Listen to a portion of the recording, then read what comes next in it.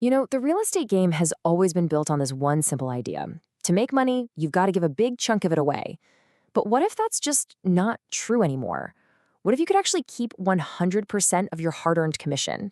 Not by switching careers, but just by changing how you pay your brokerage. Well, that's exactly the promise of a new model called Brokerage as a Service. This quote, it just hits the nail on the head, doesn't it? It perfectly captures that frustration so many agents feel. The better you do, the more deals you close, the bigger the check you write to your brokerage. It's a system that honestly feels like it's punishing you for having a great month.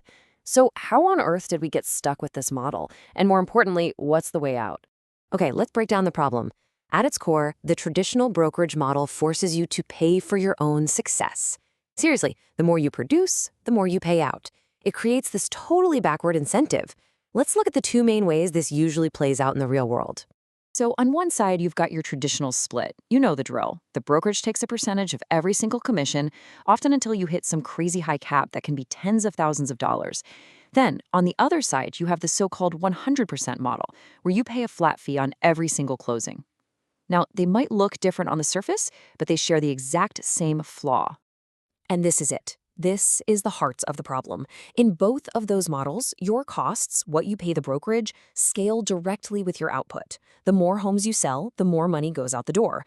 Your cost per deal never really goes down, which means your income doesn't scale the way it really should. And that pain point is exactly what this new model is designed to fix. So what's the solution? Well, it's a model that basically flips the entire script. It's called Brokerage as a Service, or BaaS for short. And honestly, it borrows a really smart idea from the tech world and applies it right where we need it, in real estate. So let's define it nice and simple. BaaS is just a subscription. As an agent, you pay one flat, totally predictable monthly fee for all the core services you need from your broker. And in exchange for that fee, you keep 100% of your commission. And here's the kicker. No splits and no per-transaction fees, period. You're already using this model everywhere else in your life and business, right? You pay Netflix one fee for all the shows you can watch. You pay Spotify one fee for all the music you can listen to. BaaS just takes that same simple, predictable logic and applies it to your career. One fee, and you get full access to the core services you need to do your job. So what are you actually getting for that monthly fee? Well, you get the absolute pillars, the essential things you need to operate legally and effectively. This isn't about fluff. This is the core infrastructure. We're talking a broker of record and proper supervision, compliance and file review, E&O insurance administration, MLS support, lockbox access, all your forms and tools, and core tech support. The brokerage's job is to deliver this value every single month to earn your subscription. Okay, so you might be thinking, if this model is so great, why is it only really taking off now? And that's a great question. The answer really lies in some pretty major shifts in policy that have been happening behind the scenes, creating a real tipping point for our industry. This timeline here is pretty crucial to understanding what's going on. The idea of unbundling MLS access from association membership actually started decades ago, but the real game changer was a massive policy change from the National Association of Realtors in late 2025. They basically removed the national rule that tied the two together. So, as of early 2026, that big decision now rests with local MLS boards. And here is the key takeaway from all that. The gatekeeper has changed.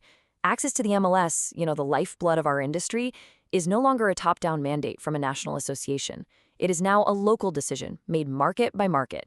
And that shift is what throws the door wide open for models like BaaS to really take off across the country. All right, the theory sounds great, but talk is cheap, right? What does this actually mean for your bottom line, for your paycheck?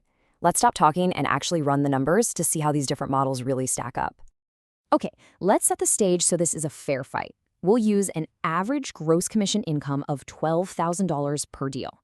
For the traditional model, we'll use a pretty standard 70-30 split with a $24,000 cap plus a closing fee. For the flat fee model, a simple $400 per closing. And for the BaaS model, $100 a month, that's just $1,200 a year, with absolutely zero fees per closing. Okay, the math here really tells the story. Look at this. At just 8 closings, which is about $96,000 in GCI, the traditional split costs you over $25,000. The flat fee model is way better at $3,200, but the BaaS model, just $1,200. Now, watch what happens when you get more productive. At 16 and 24 closings, the costs for the other two models just keep climbing, but that BaaS cost stays locked in, a flat $1,200 for the whole year. The savings just become enormous. And if that table was a lot to take in, this chart just makes it crystal clear. Look at the difference at 16 closings a year, a really solid year for any agent. The cost is just staggering.